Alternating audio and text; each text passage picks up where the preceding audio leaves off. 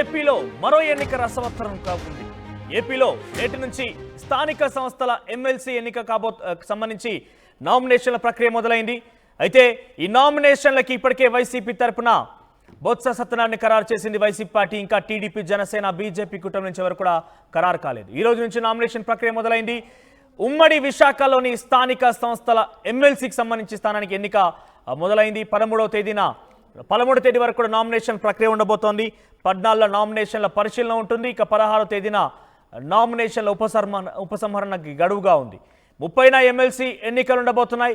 మొత్తం మీద ఈ స్థానిక సంస్థల ఎమ్మెల్సీ ఎన్నికకు సంబంధించి ఓటర్ల సంఖ్య అంటే స్థానిక సంస్థల ప్రజాప్రతినిధులు సుమారుగా 838 మంది ఉన్నారు. అయితే వంశీకృష్ణ యాదవ్ గతంలో ఇక్కడ ఎమ్మెల్సీగా ఉండేవారు. ఆయన ఎమ్మెల్యేగా ఎన్నిక కావడంతో ఈ స్థానం ఖాళీ అయింది. ఇప్పటికే వైసీపీ తరఫున బొత్స సత్యనారాయణ అభ్యర్థిగా ప్రకటించింది వైసీపీ పార్టీ. ఇక టీడీపీ, జనసేన కూటమి అభ్యర్థిగా ఇంకా అభ్యర్థి ఖరారు కాలేదు. 838 మంది స్థానిక సంస్థల ఓటర్లకు సంబంధించి ఏదైతే స్థానిక సంస్థల ప్రజాప్రతినిధులు అందరూ కూడా దాదాపుగా గతంలో వైసీపీ ప్రభుత్వం అధికారంలో ఉంది కాబట్టి వారంతా కూడా వైసీపీ పార్టీకి సంబంధించిన వారే ఉన్నారు. ఈ నేపథ్యంలో వైసీపీ ఎలాగైనా గెలుస్తామనే ధీమా వ్యక్తం చేస్తోంది. మాజీ మంత్రి బొత్స సత్యనారాయణని అభ్యర్థిగా ప్రకటించింది.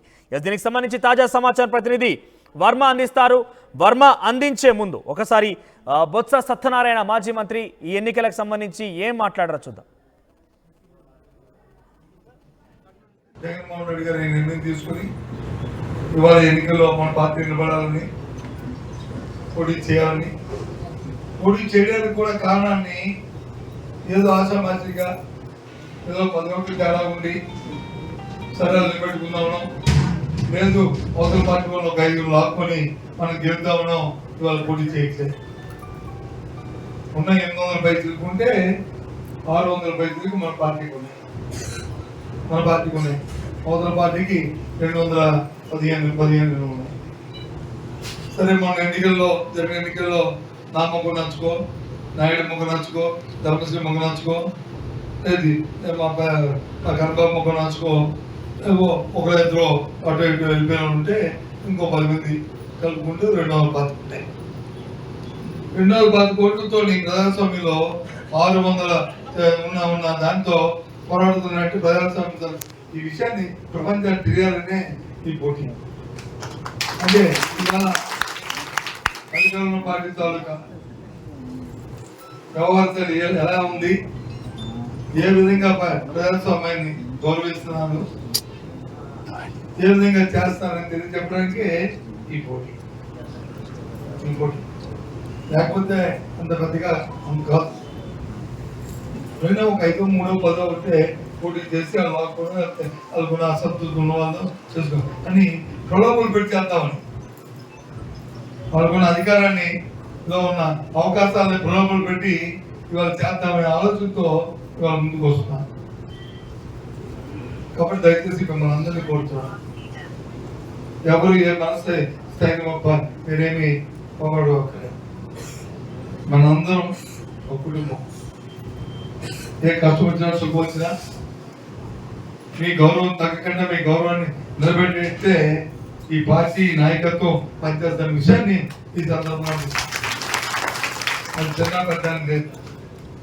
ఎందుకంటే గౌరవం అనేది ప్రతి మనిషికి చిన్నవాడికైనా అది అవసరం, పెద్దవాడికైనా అది అవసరం. గౌరవ స్థాయిలోకి అది ఉండాలి. ఆ ఉండడానికి వచ్చి ఎంత బంగారం పల్లెకైనా గోడదాపు ఉండాలనే సామెతగా నిలబెట్టుకోవడానికి మనకు గోడదాపులు అవసరం. కాబట్టి ఈ ఎన్నికలకు ఎంత చెప్పట్లేదు. ఇప్పుడే ఎక్కడ చెప్పాడు మన నాయుడు గారు, అలాగే ధర్మశ్రీ మన దగ్గర మనుగుల్లో అయితే 68 ఎంపీటీసీలు, 4 వచ్చి డెప్యూటీస్ ఉన్నాయి. అందులో ఒక 20 మంది కాకపోయినా మొత్తం 272 ఉంటే 52 మంది. అలాగే తోటలో చూసుకుంటే మా 78 ఉన్నాయి. 78తో పాటు 3 డెప్యూటీస్. అందులో 56 వచ్చి మన పార్టీకి ఉన్నాయి. 56 మన పార్టీ, 22 వచ్చి బయట ఉన్నాయి. ఇక్కడ ఒక 20, అక్కడ ఒక 20 బయట అంటే ఇక్కడ ఒక 59 ఉన్నాయి. నీ 59, 50 కాబట్టి నుంచి ఇంకా గదల్లా తయారవుతారు. పాపలు పెట్టి ఇంకా ఇష్టారాజ్యంగా వాళ్ళు చేయడానికి చూస్తాం. మరి మీ అందరూ ఎలా మనసు కట్టుకొని ఏ విధంగా స్థైర్యంగా ప్రజా శ్రేయస్ కోసం, పార్టీ కోసం, పెద్దల తాలూకా మాట కోసం నిలబడాలని నా తాలూకా అభ్యర్థన. జగన్మోహన్ రెడ్డి. ఉమ్మడి విశాఖ స్థానిక సంస్థల ఎమ్మెల్సీకి ఎన్నికకి శంఖారావం పూరించింది. ఇప్పటికే నామినేషన్ల ప్రక్రియ మొదలైంది. 13వ తేదీ వరకు కూడా నామినేషన్ గడువు ఉంటుంది. 14వ తేదీన పరిశీలన, 16వ తేదీ వరకు కూడా విత్డ్రాల్. ఇక 30న ఎలక్షన్స్ ఉండబోతున్నాయి. పూర్తి స్థాయిలో 838 ఓటర్ల సంఖ్య ఉన్నట్టే స్థానిక సంస్థల ప్రజాప్రతినిధులు ఉంటే దాంట్లో మెజారిటీ వైసీపీకి ఉన్న నేపథ్యంలోనే ఇది ప్రపంచానికి తెలియజేసే విధంగా స్థానిక సంస్థలు మొత్తం కూడా మన వైపే ఉన్నారు, ప్రజలు మన వైపు ఉన్నారని చెప్పడం కోసమే నేను పోటీ చేస్తున్నట్టుగా బొత్స సత్యనారాయణ మాట్లాడడం మనం చూసాం. ఒకసారి అక్కడ పరిస్థితిని మా ప్రతినిధి వర్మ అందిస్తారు లైవ్ ద్వారా. ఎస్ వర్మ, సో విశాఖకు సంబంధించినటువంటి ఉమ్మడి విశాఖకు సంబంధించినటువంటి ఎమ్మెల్సీ స్థానిక సంస్థల ఎమ్మెల్సీకి శంఖారావం పూరించబడింది. ఇప్పటికే బొత్స సత్యనారాయణ ప్రకటించింది వైసీపీ, ఇక టీడీపీ జనసేన కూటమి ఇంకా ఆలోచన చేస్తోంది. సో ఎవరిని ప్రకటించే అవకాశం, ఎంతమంది పోటీ పడుతున్నారో అక్కడ రాజకీయంగా ఎటువంటి చర్చ కొనసాగుతుంది? మనోజ్, మనం ప్రధానంగా చూసుకోవచ్చు, ఇటీవల అసెంబ్లీ ఎన్నికల పూర్తయిన స్వల్ప కాలంలోనే మళ్ళీ స్థానిక సంస్థల ఎమ్మెల్సీ ఎన్నికలకి ఈరోజు నోటిఫికేషన్ జారీ చేసింది. ఈ నేపథ్యంలోనే మొత్తం ఉమ్మడి విశాఖ జిల్లాలో గత నెల 30వ తేదీ నుంచి కూడా ఎన్నికల కోడ్ అమలవుతోంది. మనం ప్రధానంగా చూసుకోవచ్చు, విశాఖ దక్షిణకి సంబంధించి అక్కడ వంశీకృష్ణ యాదవ్, శ్రీనివాస్ యాదవ్ ఎమ్మెల్సీగా ఉండేవారు వైసీపీ తరఫున. ఆయన దానికి రిజైన్ చేసి ఎప్పుడైతే ఎమ్మెల్యేగా ఎన్నికయ్యారో జనసేన పార్టీ తరఫున, దీంతో ఉప ఎన్నిక అనివార్యం అయిందని చెప్పొచ్చు. మనం ప్రధానంగా చూసుకోవచ్చు, ఈరోజు నోటిఫికేషన్ జారీ చేశారు ఆ జిల్లా ఎన్నికల అధికారులు హరీంద్రనాథ్ ప్రసాద్ జిల్లా కలెక్టర్. మనం ప్రధానంగా చూసుకోవచ్చు, 16వ తేదీ వరకు కూడా ఉపసంహరణ తేదీ ఉంది. ఆలోగా ఎంతమంది బరిలో నిలుస్తారో అంది మనం వేచి చూడాల్సిందే. మనం ప్రధానంగా చూసుకోవచ్చు, ప్రధాన పార్టీలు ఏవైతే ఉన్నాయో తెలుగుదేశం కావచ్చు, అలాగే వైసీపీ, ఈ రెండు పార్టీలతో పాటు కొంతమంది స్వతంత్రులు కూడా బరిలో నిలిచే అవకాశం ఉంది. అందుకని 16వ తేదీ వరకు కూడా బరిలో ఎంతమంది నిలుస్తారో మనం చూడొచ్చు. మరోవైపు చూసుకుంటే కనుక ఇటీవల ఉత్తరాంధ్ర ప్రాంతం ఏంటి, అటు కోస్తా ప్రాంతం అంతా కూడా మొత్తం వైసీపీ తుడిచిపెట్టుకోవడంతోనే ఈ స్థానిక సంస్థల ఎమ్మెల్సీని ఎలాగైనా గెలిచి తమ ఉనికిని చాటుకోవాలని వైసీపీ పార్టీ తలుస్తున్నట్టు మనకు కనిపిస్తోంది. ఈ నేపథ్యంలోనే ఈ ఎన్నికల బరిలో మాజీ మంత్రి ఎవరైతే ఉన్నారో బొత్స సత్యనారాయణని వైసీపీ తన అభ్యర్థిగా నిలిచింది. నిజానికి ఉమ్మడి విశాఖ జిల్లాలో ఎన్నిక జరుగుతున్నప్పుడు కూడా విజయనగరం జిల్లాకి చెందిన బొత్స సత్యనారాయణని ఎలాగైనా గెలిచి తీరాలనే ఉద్దేశంతోనే బరిలో నిలిపినట్టు మనకు తెలుస్తోంది. మరోవైపు చూసుకుంటే కనుక ఈ ఎన్నికల్లో ఉప ఎన్నికలో టీడీపీ తరపున మాత్రమే అభ్యర్థులు నిలపాలని కూటమి నిర్ణయించింది. ఈ నేపథ్యంలోనే 2 రోజులుగా అటు అనకాపల్లిలో సీఎం రమేష్ ఇంట్లో కావచ్చు, ఇటు విశాఖపట్నంలో తెలుగుదేశం పార్టీ రాష్ట్ర అధ్యక్షుడు పల్లా శ్రీనివాస్ ఇంట్లో కావచ్చు ముమ్మరంగా మతనాలు సాగుతూ ఉన్నాయి. ప్రధానంగా 5 అభ్యర్థులు మేము పోటీ చేస్తామంటూ కూడా పోటీ పడుతున్నారు. మాజీ ఎమ్మెల్యేలు ఎవరైతే ఉన్నారో గండి బాబ్జీ ఆయన ఒకరు, పీలా గోవింద సత్యనారాయణ ఆయన అనకాపల్లి మాజీ ఎమ్మెల్యే, ఆయనతో పాటు అనకాపల్లి తెలుగుదేశం పార్టీ పార్లమెంట్ అధ్యక్షుడు ఎవరైతే ఉన్నారో తాతయ్య బాబు, అలాగే మాడుగుల ఇన్ఛార్జ్ ఎవరైతే ఉన్నారో పివిజి ప్రసాద్, మరో అయిన చక్రవర్తి, ఈ 5 కూడా మేము పోటీ చేస్తాం. ఈ ఎన్నికల్లో బొత్స సత్యనారాయణని ఢీకొనే సత్తా మాకుందంటూ కూడా పోటీ పడుతూ ఉన్నారు. ఈ నేపథ్యంలో ఈ 5లో ఎవరో ఒకరిని అభ్యర్థిగా నిలపాలంటూ కూడా మొత్తం ఈ బాల్ని చంద్రబాబు నాయుడు కోర్టులో పడేశారు. ఆయన ఎవరి అభ్యర్థిని ప్రకటిస్తే ఆయన ఈ బరిలో నిలవచ్చు. అయితే మొత్తం మీద బొత్స సత్యనారాయణ ఎప్పుడైతే అనూహ్యంగా తెర మీదకు వచ్చారో ఇక్కడ ఉత్కంఠ భరితంగా మారింది ఎన్నిక.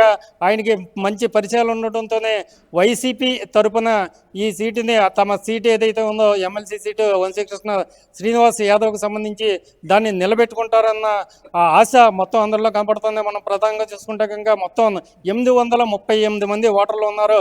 యలమంచిలి మున్సిపాలిటీకి సంబంధించి, అలాగే నర్సీపట్నం మున్సిపాలిటీకి సంబంధించిన కౌన్సిలర్లు జిల్లా వ్యాప్తంగా ఉమ్మడి విశాఖ జిల్లాలో ఎవరైతే ఉన్నారో జడ్పీటీసీలు ఎంపీటీసీలు, దానికి తోడు విశాఖ గ్రేటర్ ఎవరైతే ఉన్నారో 90 మంది కార్పొరేటర్, వీళ్ళంతా కూడా ఈ ఎన్నికల్లో ఓటు హక్కుని కలిగి ఉన్నారు. ప్రభుత్వం మారిన తర్వాత, కూటమి ప్రభుత్వం ఏర్పాటైన తర్వాత ఎంతమంది, అంటే ఓవరాల్ గా 838 మంది సంఖ్యగా మనం చూస్తున్నాం, ఎంతమంది పార్టీ మారారు, కూటమిలోకి ఎంతమంది డైవర్ట్ అయ్యారు?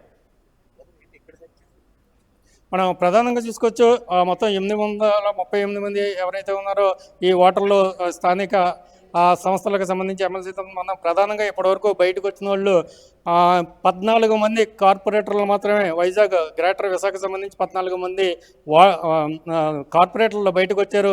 ఈ నేపథ్యంలో చాలామంది రూరల్ ప్రాంతంలో కూడా ఇటు అధికార పార్టీ వైపు మొగ్గే అవకాశం ఉందన్న ఉద్దేశంతోనే మొత్తం అధికార పార్టీ ఏదే కూటమికి సంబంధించి తమ అభ్యర్థిని నిలబెడతా ఉన్నారు. దీని గురించే బొత్స సత్యనారాయణ పదే పదే విమర్శిస్తూ ఉన్నారు. ఆయన ఇప్పటికే కూడా సుడిగాలి పర్యటన చేస్తూ ఉన్నారు. తమ ప్రచారాన్ని ముమ్మరం చేశారు. అధికార కూటమి పార్టీ ప్రలోభ పెట్టి మా పార్టీ తరపున ఎవరైతే గెలిచారో జడ్పీటీసీలు కావచ్చు, ఎంపీటీసీలు కావచ్చు, కార్పొరేషన్లో కౌన్సిలర్లు కావచ్చు, కార్పొరేటర్లు కావచ్చు, మున్సిపాలిటీలో కౌన్సిలర్లు కావచ్చు, వాళ్ళని తమ వైపు తిప్పుకుంటున్నారు.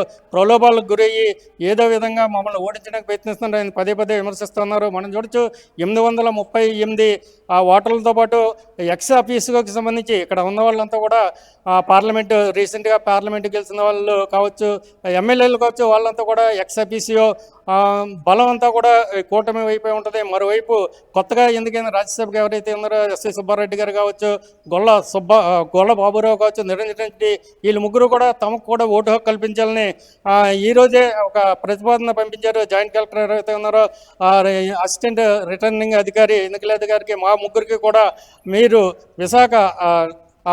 విశాఖపట్నానికి సంబంధించి ఉప ఎన్నిక ఎమ్మెల్సీ ఎన్నికల్లో మాకు ఓటు హక్కు కల్పించాలని చూస్తున్నారు. ఈ నేపథ్యంలో మరి ఈ ముగ్గురికి కూడా ఓటు హక్కును కల్పిస్తారా లేదా అనేది ఇక్కడ మనం వెయిట్ చూడాల్సిందే. ఈ నేపథ్యంలోనే 838+3 అంటే 841 వరకు కూడా ఈ ఓటింగ్ పాల్గొనే కొంతమంది చనిపోయిన వాళ్ళు ఉన్నారు, కొంతమంది పార్టీ మారిన వాళ్ళు ఉన్నారు. ఇందులో ఈ కూటమి అధికార పక్షంలోకి ఎంతమంది వచ్చి చేరతారంది మనకి ఎన్నికల వరకు కూడా సస్పెన్స్గానే. మరోవైపు చూసుకుంటే ఇంకా అటు పార్టీ ఈ పార్టీ కూడా, రెండు పార్టీలు కూడా క్యాంప్ ఎలక్షన్కి క్యాంపు కార్యాలయాలు సిద్ధం చేస్తూ ఉన్నారు. ఆ కూటమిలో ఆ క్యాంప్కి ఎంతమంది వెళ్తారు, ఈ క్యాంప్కి ఎంతమంది వచ్చి మనం ప్రధానంగా చూసుకోవచ్చు. ఎవరైతే ఉత్తరాంధ్ర వైసీపీ కోఆర్డినేటర్ ఉన్నారో ఎస్వి సుబ్బారెడ్డి గారు ప్రత్యేకంగా ఆయనతోటి మంతనాలు జరుపుతూ ఉన్నారు. ఎవరైతే ఉన్నారో తమ ఓటర్లు చేజారిపోకుండా ఆయన గట్టి ప్రయత్నం చేస్తున్నట్టుగా కనబడుతుంది. ఎంతవరకు వీరి ప్రయత్నాలు ఫలిస్తాయని మనం వేచి చూడాలి. మనోజ్.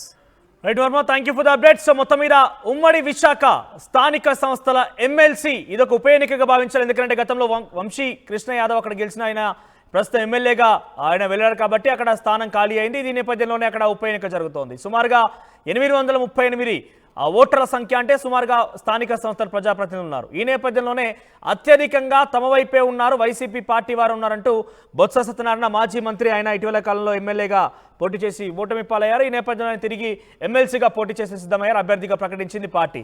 ఇక టీడీపీ కూటమి తరపున, టీడీపీ జనసేన బీజేపీ కూటమి పార్టీ తరపున చాలా మంది ఆశాభావులు ఉన్నారు. కానీ ఎవరిని వరించబోతుందో ప్రస్తుతం సస్పెన్స్ నెలకొంది. ఈ రోజు నుంచి నామినేషన్ ప్రక్రియ మొదలైంది. 13వ తేదీ వరకు కూడా నామినేషన్ల గడువు ఉంది. 14వ తేదీన పరిశీలన ఉంటుంది. 16వ తేదీన విత్డ్రాల్. ఇక 30 తేదీన ఎలక్షన్స్ ఉండబోతున్నాయి. అయితే 30న ఎన్నికల నేపథ్యంలో ఇప్పటికే క్యాంప్ రాజకీయాలకి అటు వైసీపీ పార్టీతో పాటుగా ఇటు కూటమి పార్టీలన్నీ కూడా తెరలేపాయి. సో ఎవరి ప్రయత్నాలు వారు చేస్తున్నారు. ముఖ్యంగా వైసీపీ అయితే తమ ఓటు బ్యాంక్ ఎక్కువగా ఉంది, అంటే తమ ప్రజాప్రతినిధులు ఎక్కువగా ఉన్నారు కాబట్టి ఎలాగైనా కూడా గెలవాలనే లక్ష్యంతో తమ పార్టీ నాయకులు ఇతర పార్టీ అంటే కూటమి వైపు వెళ్లకుండా కాపాడుకోవడంలో బిజీగా ఉన్నారు. అందులో భాగంగానే క్యాంప్ రాజకీయాలు తెరలేపినట్టు తెలుస్తోంది. సో క్యాంప్ రాజకీయాలు అంటే సుమారుగా 30వ తేదీ ఎన్నికల వరకు కూడా అందరూ కూడా అక్కడ క్యాంపులో, విదేశాల్లో టూర్లో కావచ్చు, విందులు వినోదాలు మనం చూడబోతున్నాం. త్వరలోనే అవన్నీ కూడా మన ముందుకి రాబోతున్నాయి. ఎందుకంటే ఎన్నికలు స్థానిక సంస్థల ప్రజాప్రతినిధులు ఓటేస్తారు కాబట్టి వీరందరినీ కనుక లాక్ చేస్తే ఇక గెలుపు ఖాయంగా ఉంటుంది. కాబట్టి పార్టీలు తమ వంతు ప్రయత్నం చేస్తూ ఉంటాయి. సో త్వరలోనే టీడీపీ జనసేన బీజేపీ కూటమి అభ్యర్థి ప్రకటించే అవకాశం ఉంది. ఆ తర్వాత మరింతగా ఈ ఉప ఎన్నికకు సంబంధించినటువంటి ఈ విషయాలు రసవత్తరంగా మారబోతున్నాయి.